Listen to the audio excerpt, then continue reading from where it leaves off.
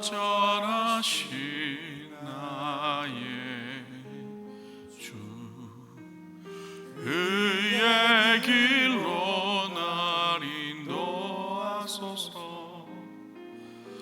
행하신 모든 일 주님의 영광 다 경배합니다. 예배합니다. 찬양합니다. 주님만 날 다스리소서. 예배합니다. 찬양합니다.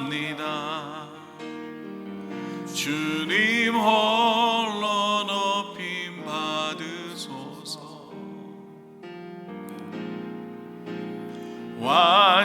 완전하신 나의 주, 의의 길로 날 인도하소서.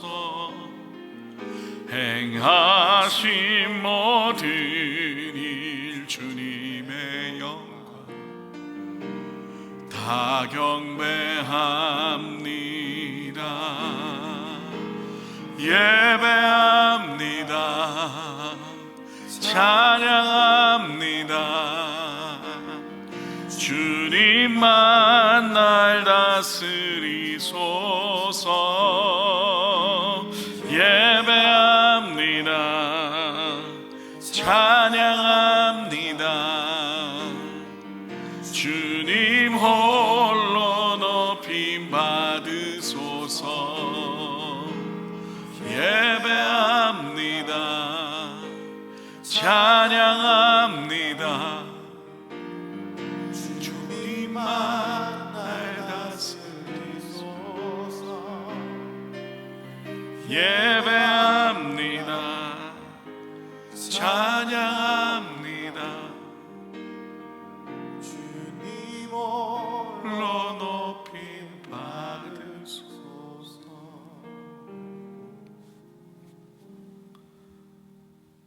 사랑의 하나님, 완전하신 하나님을 예배합니다. 하나님을 찬양합니다. 그리고 오늘도 하나님 말씀 앞에 섭니다. 로마서를 통해 주시는 메시지를 통해 날마다 우리의 삶을 돌아보게 하시고 우리 안에 계신 성령님의 인도하심 따라 우리의 삶의 영적 예배를 드리는 우리의 모습이 되게 하여 주시옵소서. 또한 말씀을 통하여 우리의 마음이 날마다 새로워지고 성령의 역사하심이 우리를 통하여 이루어지는 귀한 하루하루가 되게 하여 주시옵소서. 예수님의 이름으로 기도합니다. 아멘.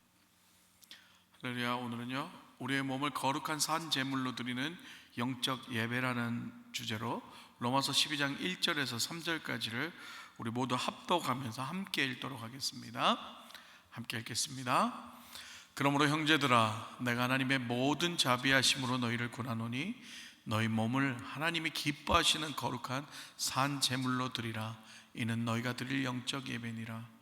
너희는 이 세대를 본받지 말고 오직 마음을 새롭게 함으로 변화를 받아 하나님의 선하시고 기뻐하시고 온전한 뜻이 무엇인지 분별하도록 하라. 내게 주신 은혜로 말미암아 너희 각 사람에게 말하노니 마땅히 생각할 그 이상의 생각을 품지 말고 오직 하나님께서 각 사람에게 나누어 주신 믿음의 분량대로 지혜롭게 생각하라. 아멘. 할렐루야. 오늘도 하나님의 은혜와 성령의 감화 감동으로 말씀을 깨닫는 지혜와 성령님의 역사하심이 저와 여러분에게 함께 하시기를 주님의 이름으로 축복합니다. 자, 어제 조은성 목사님께서도 말씀하셨지만 이 로마서는 전체 16장으로 구성되는데요, 이 전체를 두 부분으로 나눠진다고 했습니다. 1장부터 11장까지는 이 교리에 관한 거였고요, 12장부터 이제 16장은 이제 그 교리를 어떻게 실천하고 살아가야 하는 부분에 대해서 다루고 있습니다. 이것을 신학적 용어로 말씀드리자면 전반부는 우리는 무엇을 믿어야 하는가, 이 칭의에 관한 것이고, 후반부는 믿는 이제 신자는 어떻게 살아가야 하는가, 이 성화에 관한 내용이라는 것이죠. 사도 바울은 어제 본문을 마지막으로 이 구원의 진리를 신학적으로 풀어내면서 하나님에 의한 구원의 모든 경륜은 우리 인간이 이해할 수 있는 부분이 아니라 오직 하나님의 주권이며 우리가 할 일은 그분께 감사와 찬양, 영광을 돌려야 된다라고 결론을 맺었습니다. 그리고 오늘 이 본문 12장을 통하여 본격적으로 하나님의 구원의 은총을 받은 자들, 그런 우리들이 어떻게 살아가야 하는가에 대해서 말하고 있죠. 사실 오늘 본문 우리가 읽었던 1절은요, 이 사도 바울이 말하는 오늘 12장부터 16장까지의 전체 성화의 어쩌면 핵심이라고도 할 수 있는 말입니다. 우리 함께 한번 더 읽어볼까요? 1절 한번 읽어보겠습니다. 그러므로 형제들아, 내가 하나님의 모든 자비하심으로 너희를 권하노니 너희 몸을 하나님이 기뻐하시는 거룩한 산 제물로 드리라. 이는 너희가 드릴 영적 예배니라. 자, 이 본문에서도 어떻게 시작해요? 그러므로라는 접속사로 시작하죠. 우리가 이 로마서를 읽다 보면 이 그러므로라고 시작하는 이 장수가 몇 장 나와요? 5장에도 나오고. 자, 이 그러므로라고 시작했던 건 뭐예요? 그 앞에 내용의 이제 결과물로서, 그러므로 이제는 이렇게 된다라는 뜻이 되겠죠. 자, 그러면 그 앞에 내용이 뭐였나요? 죄인이었던 우리가 예수 그리스도를 믿는 믿음으로 이제는 죄와 사망의 법에서 성령의 법으로 바뀌게 되었고, 우리는 이제 성령의 법 안에서 성령에 의해 컨트롤되는 삶을 살게 되었다는 거죠. 그리고 이 성령 안에서의 삶을 어떻게 살아야 될지를 그러므로 하고 이제 사도 바울이 얘기하고 있는 거예요. 그래서 오늘 본문에서 가장 핵심이 되는 문장은 바로 너희 몸을 하나님이 기뻐하시는 거룩한 산 제물로 드려라 라는 말씀입니다. 사도 바울은 우리가 예수 그리스도를 믿는 믿음으로 말미암아 우리의 영은 아담으로 유전된 죄의 근원에서 끊어지게 되었다고 했습니다. 그러나 우리는 여전히 이 육신의 몸을 가지고 있으며 이 영이 거주하는 이 인간의 몸의 그런 행실들을 죽이기 위해서 성령의 인도하심 따라 날마다 싸워 나가야 된다고 얘기했었죠. 여기서 우리가 너희 몸을이라고 말하는 여기에서 너희 몸이라는 단어를 우리는 주목해야 됩니다. 이 몸이라는 단어는 헬라어로 소마라는 뜻인데요, 이거는 단순한 인간의 바디, 인간의 육신을 말하는 게 아니에요. 인간의 육신은 샤크라라 그래서 다른 뜻으로 있고요, 이 몸, 소마라는 뜻은 뭐냐면 인간의 마음, 생각, 우리의 인격을 형성하는 모든 것을 포함하는, 우리의 삶의 모든 모습을 포함하는 전인격적인 우리의 몸을 얘기를 하는 겁니다. 그래서 사도 바울은 이 성화 과정의 첫 시작을 거룩한 산제물로 드려지는 몸이라고 말하고 있는 거죠. 자, 거룩한 산제물로 드려진다라는 것은 제사를 의미합니다. 근데 좀 특이한 점이 있어요.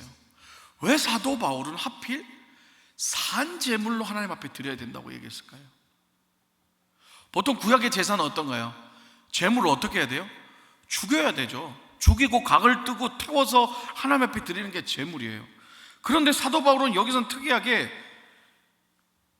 산제물을 드려야 된다는 거예요. 여러분들에게 질문 하나 드려볼게요. 죽은 제물을 드리는 게 쉬울까요? 살아있는 제물을 드리는 게 쉬울까요? 네, 당연히 죽은 제물 드리는 게 쉽죠.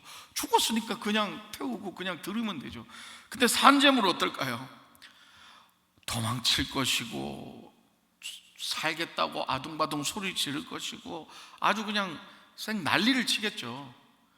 근데 왜 하필 사도 바울은 그렇게 표현을 했을까요? 사도 바울은 이 성령의 법 안에서 거룩한 제물이 되기 위하여 우리의 죄성과 싸워나가는 과정, 이 과정을 이 산제물로 드려지는 예배라고 말했던 거예요. 사도 바울은 이 과정을 우리 몸 안에서 이루어져야 된다고 지금 얘기하는 거예요. 우리의 몸이 감당해야 된다는 거죠. 그러니까 실제로 우리의 어떤 바디, 육체를 죽이는 것이 아니라 우리의 몸과 마음을 주장하는 살아있는 인격이 이 성령에 의해서 변화되는 과정을 산제물로 드려지는 과정이라고 말하는 겁니다. 이것이 사도 바울이 말하는 거룩한 산제물로 드리는 모습이라는 거죠. 그리고 사도 바울은 이것을 영적 예배다라고 말하고 있습니다. 자, 여기서 우리가 또 하나 살펴볼 사실이 있어요.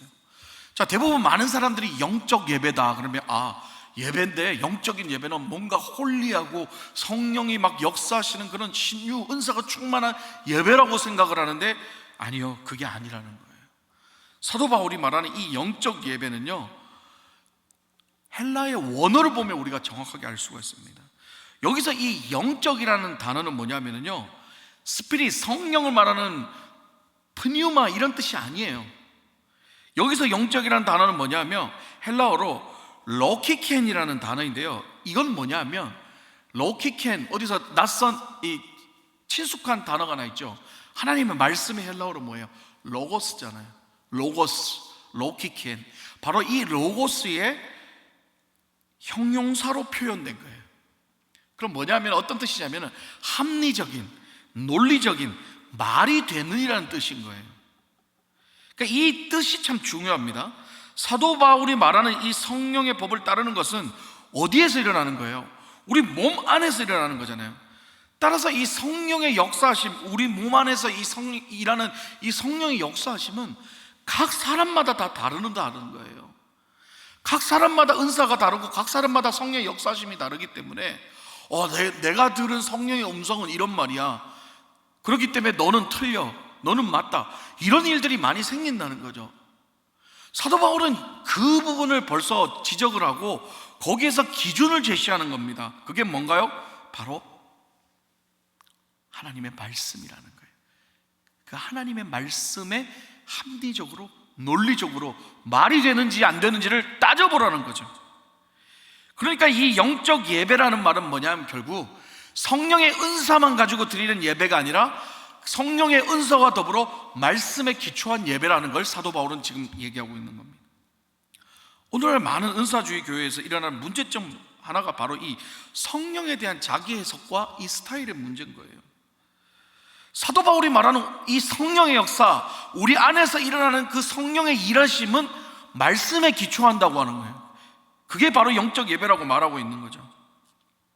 하나님의 말씀에 기초하지 않는 성령의 역사, 은사, 그런 자의적 해석에 의한 성령의 역사는 우리는 신중하게 생각해 봐야 된다는 거예요.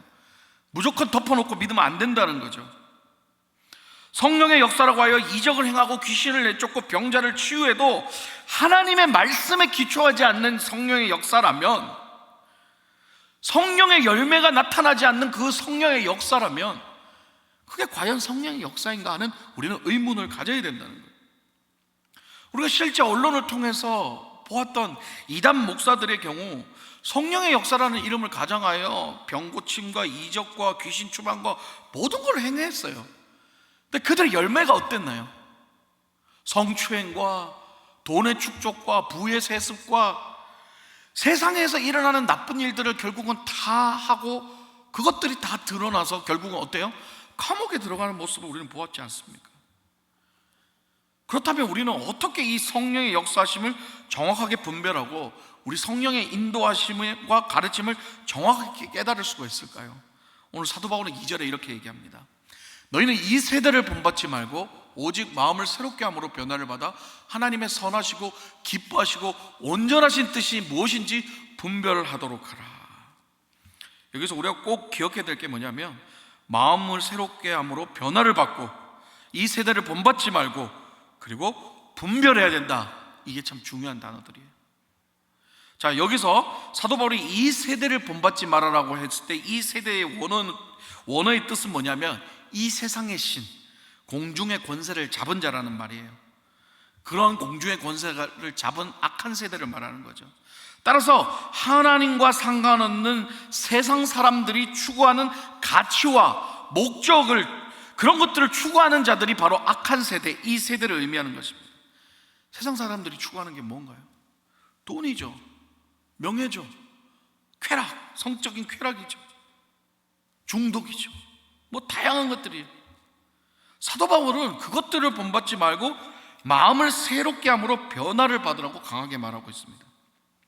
다시 말해, 아무리 성령의 역사를 일으키고 신유를 나타낼지라도 몸을 통해서 이 세상의 것을 추구하는 모습이 나타난다면 단호하게 성령의 역사가 아니라는 거예요. 성령의 역사 뒤에 나타나는 것은 성령의 열매이며 예수 그리스도이며 하나님의 영광이어야지, 아무리 신유와 이적, 병고침이 있더라 하더라도 이러한 현상 뒤에 나타나는 것이 이 세상의 것, 공중 권세를 잡은 악한 마귀의 어떤 속성들이 자기 자랑, 교만, 돈, 명예, 쾌락, 타락이라면 그것은 성령의 역사가 아니라고 오늘 사도 바울은 강하게 말하고 있는 것입니다.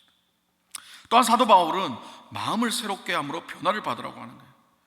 여기서 변화를 받는다라는 이 문장의 헬라의 원어는 메타모르푸스테라는 단어인데요, 이 단어는 현재 수동태 명령형으로서 어떤 뜻이냐면 자신이 아닌 타자에 의해서 변화하며 일시적으로 변화하는 것이 아니라 계속해서 변화해야 한다는 의미를 가지고 있습니다. 그래서 이 로마서를 우리가 읽을 때 이 원어적인 의미를 많이 이해를 해야 정확한 의미를 이해할 수 있어요. 다시 말해서 우리 마음이 새롭게 변화를 받는다는 것은 우리의 의지만 가지고 변화되는 것이 아니라 우리의 의지, 우리의 죄와 싸우는 그런 우리의 의지만 가지고 변화되는 것이 아니라 성령님에 의해서 지속적으로 변화가 이루어져야 된다는 걸 의미하는 거예요. 그렇게 해야 사도 바울은 오늘 뭐라고 얘기해요? 하나님의 뜻을 분별할 수 있다라고 말하고 있는 거예요. 계속해서 3절을 볼까요? 내게 주신 은혜로 말미암아 너희 각 사람에게 말하노니 마땅히 생각할 그 이상의 생각을 품지 말고 오직 하나님께서 각 사람에게 나누어 주신 믿음의 분량대로 지혜롭게 생각하라. 아멘. 오늘 3절에서도 사도 바울은 아주 중요한 말을 하고 있습니다. 마땅히 생각할 그 이상의 생각을 품지 말고 하나님께서 나누어 주신 믿음의 분량대로 지혜롭게 생각하라 라고 말해요.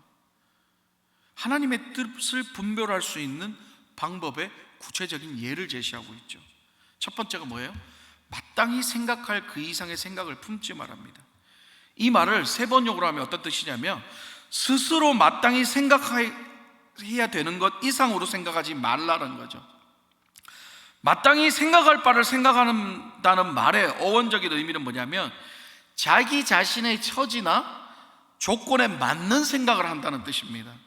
그리고 그 이상이라는 말은 헬라어로 뭐냐면 파라라는 뜻인데 이 뜻은 뭐냐면 분에 넘치는 생각을 하다, 자신을 너무 높이 평가하다라는 뜻이 있습니다. 오늘 2절에서 언급했던 것처럼 우리의 마음이 성령에 의해 새롭게 변화가 되면요, 우리는요 마땅히 생각할 바를 알게 되는 거예요. 뭐냐 하면 우리 자신의 처지를 알게 된다는 거죠. 무슨 뜻이에요? 우리는 죄인이었는데, 죽어야 할 죄인이었는데 하나님께서 우리를 죄와 사망의 법에서 예수 그리스도를 통해서 우리를 구원해 주셨구나. 그 하나님의 은혜를 알게 된다는 거죠. 그런데요, 그 이상의 것을 생각한다는 건 뭐예요? 우리가 교만하기 시작한다는 거죠. 우리 자신을 높게 평가한다는 거죠. 그럼 어떤 현상이 일어나요?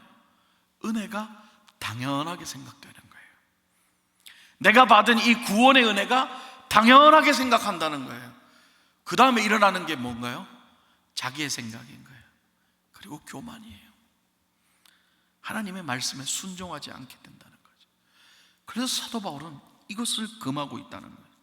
그리고 두 번째로 하나님께서 각 사람에게 나누어 주신 믿음의 분량대로 지혜롭게 생각하라 했습니다.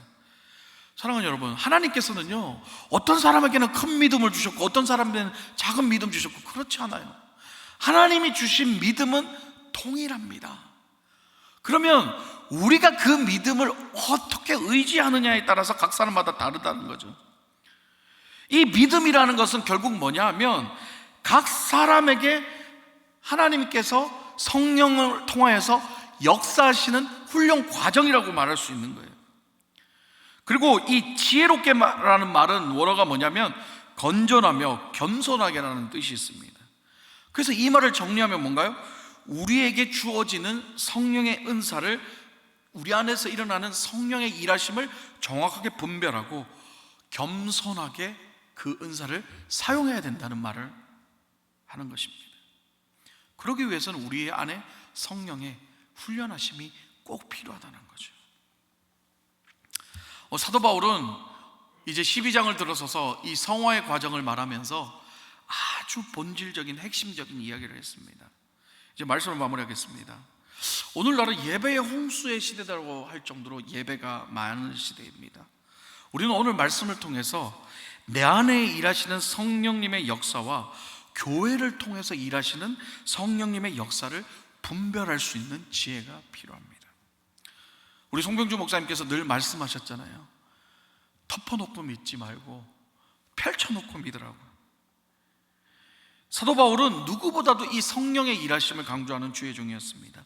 하지만 이 성령의 일하심은 아까도 말씀드렸지만 외부에서 일어나는 것이 아니라 먼저 우리 안에서 일어난다는 걸 우리는 기억해야 됩니다. 우리의 의지와 감정, 다시 말해 우리의 몸과 마음과 함께 일어난다는 거죠.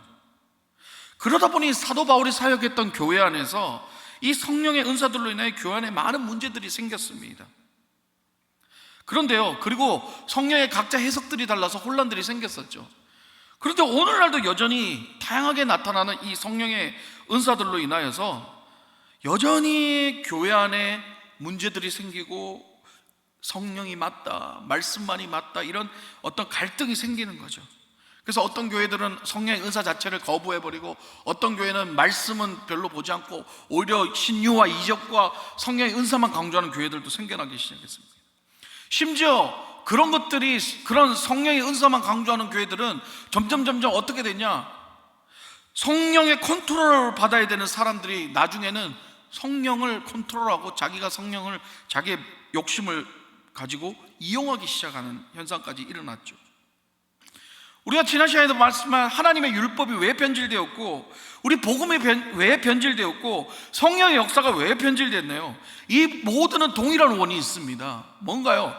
바로 사람들이, 인간이 그 성령을 이용하여 자신의 부와 명예를 축적하고 자신을 신격화하려는 그런 시도가 있었던 거예요.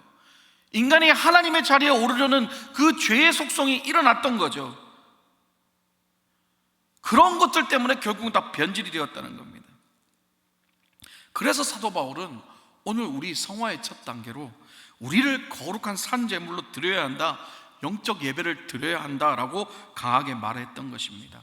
왜냐하면 우리의 몸이 살아있기 때문에, 율법을 이용하고 복음을 이용하려는 강한 죄성이 있기 때문에 그 몸의 죄성의 행동을 죽이고 성령의 인도하심을 따라야 했다는 겁니다.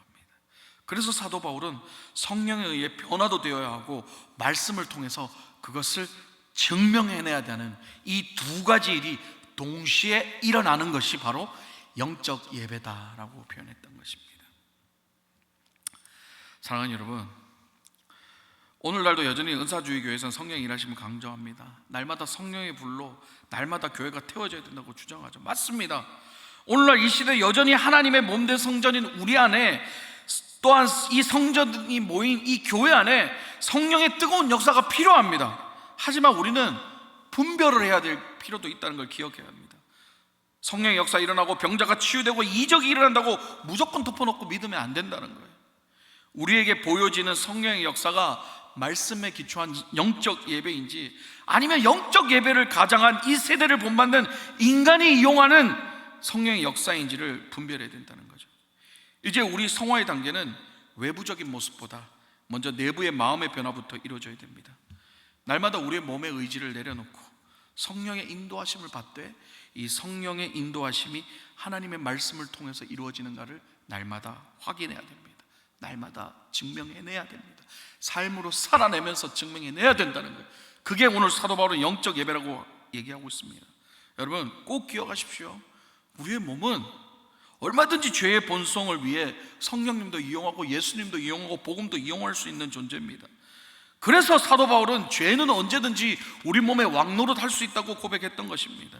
그렇기 때문에 말씀이 없는 성령의 역사도 안 되고, 또 말씀만 강조하고 성령의 역사를 부인하는 것도 안 된다는 거예요. 사도 바울이 말하는 영적 예배는 성령의 역사와 말씀이 올바르게 균형을 이루면서 함께 역사하는 것을 말합니다.